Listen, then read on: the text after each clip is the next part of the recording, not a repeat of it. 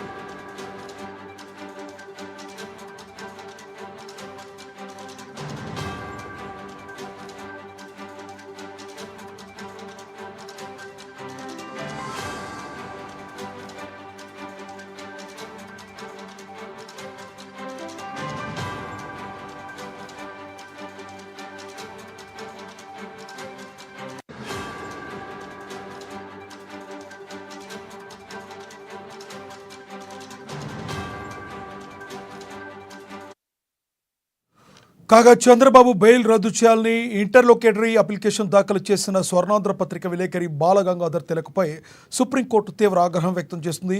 మీరెవరు, మీకేం సంబంధం పిల్ దాఖలు చేయడానికి, మీకు ఉన్న అర్హత ఏంటని ప్రశ్నించింది కోర్టు. బెయిల్ వ్యవహారాల్లో మూడో వ్యక్తి ఎందుకు ఉంటారని ధర్మాసనం నిలదీస్తుంది. సంబంధం లేని బెయిల్ వ్యవహారాల్లో పిటిషన్ ఎలా వేస్తారని జస్టిస్ బేలా త్రివేది తీవ్ర ఆగ్రహం వ్యక్తం చేశారు. ఇది ఇంకోసారి జరిగితే తీవ్ర పరిణామాలు ఉంటాయని విలేకరిని ధర్మాసనం హెచ్చరించింది. ఈ ఇంటర్లోకేటరీ అప్లికేషన్ డిస్మిస్ చేస్తుంది. ఇక ఇదే విషయానికి సంబంధించి మరింత సమాచారాన్ని మా నెల్లూరు ప్రతినిధి శ్రీధర్ అందిస్తారు. శ్రీధర్, చెప్పండి. ఒక రకంగా చూసుకుంటే ఇది చంద్రబాబుకు కాస్త ఊరట కలిగించే అంశం అనుకోవచ్చా? ఖచ్చితంగా ఇది దాదాపుగా చంద్రబాబుకు మంచి ఊరటే లభించింది. అయితే ఇంకొక విధంగా చూస్తే న్యాయస్థానాల పట్ల ప్రజలకున్న గౌరవాన్ని కూడా పెంచింది. అయితే గత ప్రభుత్వం కేవలం రాజకీయంగా కక్ష సాధింపు చర్యగానే ముఖ్యమంత్రి స్థానంలో ఉన్న చంద్రబాబును ఈ స్కిల్ డెవలప్మెంట్ కేసుకు సంబంధించిన ఈ విచారణలో ఇరికించడం జరిగింది.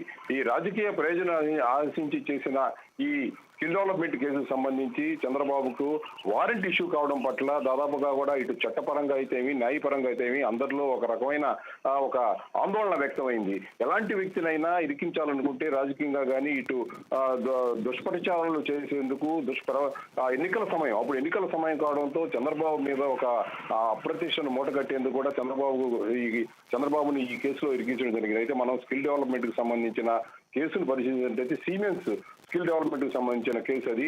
ఆ సిమెన్స్ కి సంబంధించిన ఆ స్కిల్ డెవలప్మెంట్ అనేది అన్ని ప్రాంతాల్లో ఆ స్కిల్ డెవలప్మెంట్ కి సంబంధించిన యూనిట్లు నడిచాయి. కొందరికి శిక్షణ కూడా కొనసాగింది. అది పూర్తిగా ఒక కుంభకోణానికి సంబంధించిన అంశం ఏం కాదు. కాకపోతే ఒక కంపెనీతో ఒక ఒప్పందం చేసుకొని అయితే ఆ కంపెనీకి ఒక లబ్ధి చేకూర్చారు. ఇక్కడ మన నెల్లూరు జిల్లాలో సిమెన్స్ గమేష అనే ఒక కంపెనీని, ఇది కిసాన్ సెజ్ అని గతంలో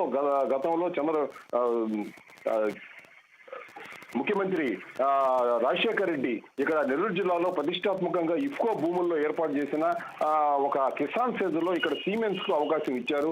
ఇక్కడ స్థానికంగా ఉన్న వారికి ఉద్యోగ అవకాశాల కోసం ఇది ఇచ్చినట్టు కూడా అక్కడ ప్రభుత్వంలో కూడా ప్రాధాన్యత కల్పించారు.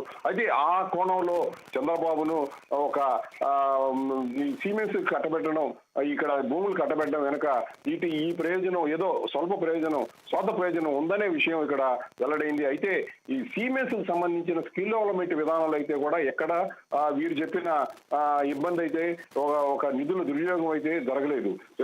రాష్ట్ర ప్రభుత్వ భాగస్వామ్యానికి కొన్ని రెట్లు, దాదాపుగా 90 రెట్ల అధికంగా ఆ సంస్థ వినియోగించి ఇక్కడ స్కిల్ డెవలప్మెంట్ కు అందరికి కూడా ఉపాధి శిక్షణ ఇచ్చేందుకు కూడా ఇక్కడ ఆ సంస్థ ఒప్పందం చేసుకుంది. అయితే ఆ ప్రయోజనం నెరవేరడంలో కొంత ఇబ్బంది ఏర్పడింది, కానీ చంద్రబాబుకు ఎలాంటి దానివల్ల లబ్ధి కలగలేదు.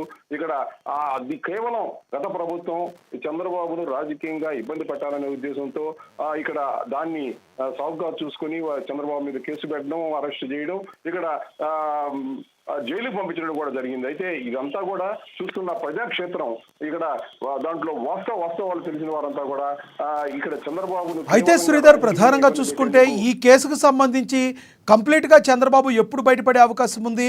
వచ్చే ఎలక్షన్ లోపు ఈ కేసు మొత్తం ఒక కొలికి వచ్చే అవకాశం ఉందా? ఎప్పుడు కంప్లీట్ అయ్యే అవకాశం ఉంది ఈ కేసుకు సంబంధించి? అనుభవం ఉన్న వ్యక్తి, రాష్ట్రానికి అంతరింతో అతని ద్వారా మేలు జరిగి ఉంది. అయితే ఏదైనా తప్పు ఉన్నప్పుడు, ఏదైనా ఏదో అమరావతిలో క్విట్ అన్నారు, అలాంటి ఏదైనా నిరూపణ అయినప్పుడు అంత పెద్ద వ్యక్తిని, సుదీర్ఘ రాజకీయ అనుభవం ఉన్న వ్యక్తి, అనేక ప్రజా కార్యక్రమాల్లో పాల్గొన్న వ్యక్తిని ఇక్కడ అరెస్ట్ చేసేటప్పుడు అది ఖచ్చితమైన అవినీతి చర్యలు తేలితేనే చేయాలి. కేవలం అప్పుడు గత ప్రభుత్వం తమకున్న అవకాశాలను వాడుకొని వినియోగించుకొని అధికార దుర్వినియోగం. అయితే శ్రీధర్ అయితే ప్రధానంగా చూసుకుంటే ప్రజాక్షేత్రంలో ఆగ్రహం వ్యక్తమైంది. ఇప్పుడు మనం చూసినట్టయితే శ్రీధర్ అయితే ప్రధానంగా చూసుకుంటే ఈ కేసులో చంద్రబాబు కంప్లీట్గా ఎప్పుడు బయటపడే అవకాశం ఉంది? వచ్చే ఎలక్షన్ లోపు ఈ కేసు పూర్వాపరాలు పరిశీలించి ఈ కేసును ఒక కొలిక్కి తీసుకొచ్చే అవకాశం ఉందంటారా? బయటపడే అవకాశం చంద్రబాబుకు ఉందా ఈ కేసు నుంచి కంప్లీట్గా?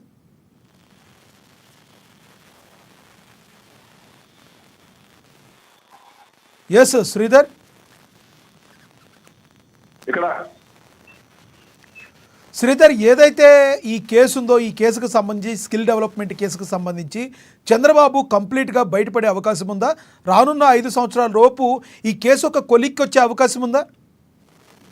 ఇక్కడ మనం చూసినట్టయితే అసలు ఈ స్కిల్ డెవలప్మెంట్ సంబంధించిన కేసు అనేది ఒక రాజకీయ దుశ్చర్య, గత ప్రభుత్వం సాగించిన రాజకీయ దుశ్చర్య. ఇది అధికార దుర్వినియోగాన్ని ఏర్పాటు చేసుకుని కేవలం చంద్రబాబు ప్రతిష్టను దెబ్బతీయాలనే విధానంలో పెట్టిన కేసు ఇది ఎంత మాత్రం కూడా సమంజసం కాదు, నిలవదు కూడా. ఏ ప్రభుత్వం అయినా కూడా వేరే ప్రభుత్వం వచ్చినప్పుడు కూడా ఈ విచారణలో ఇది నిలిచే కేసు కాదు. దీంట్లో వాస్తవం చాలా తక్కువగా ఉంది. అయితే కొంత రాజకీయంగా ఇటు రాజకీయ పార్టీ కాబట్టి కొంత ప్రయోజనం అయితే ముడిపడి ఉండొచ్చు. ఇక్కడ అప్పుడు సిమెంట్స్ గమేష అనేది ఇక్కడ నెల్లూరు జిల్లాలో కిసాన్ సెజర్లో ఉన్న గమేష కర్మాగారాన్ని ఇక్కడ ఈ విండ్ పవర్ కర్మాగారాన్ని ఇక్కడ సిమెంట్స్ వాళ్ళు కొనుగోలు చేయడం జరిగింది. అలాంటి విషయాల్లో, ఇలాంటి సాంకేతికపరమైన విషయాల్లో కొంత ప్రభుత్వం నుంచి అనుకూలత అయితే వచ్చి ఉండొచ్చు. అది కూడా వాస్తవం. దాంట్లో వాస్తవం ఎంతవరకు అనేది కూడా లేదు, ఇతమితంగా లేదు. అయితే ఇప్పుడు ఈ స్కిల్ డెవలప్మెంట్ కు సంబంధించిన యూనిట్లకు సంబంధించిన ఎక్కడా కూడా అవినీతి అనేది అక్కడ కనిపించడం. ఎందుకంటే ఇది శిక్షణాపరమైంది. ఇదేమి మంజూరు అయ్యేది కాదు, ఎవరికి నేరుగా లబ్ధి కలిగేది కాదు. ఇది కేవలం కొంతమంది ఉపాధి కోరుకుంటున్న వారికి శిక్షణ ఇచ్చే విధానం. ఇక్కడ దాదాపుగా దీనికి సంబంధించి ఈ సిమెంట్స్ అనే కంపెనీతో ఒప్పందం చేసుకొని స్టేట్ గవర్నమెంట్ నుంచి కొంత భాగాన్ని మీరు వెచ్చిస్తే, ఏదైనా వసతి చూపిస్తే, భవనాల వసతి చూపిస్తే, కొంత వెచ్చిస్తే దాదాపుగా కొన్ని రేట్లు. Right, thank you Sridhar.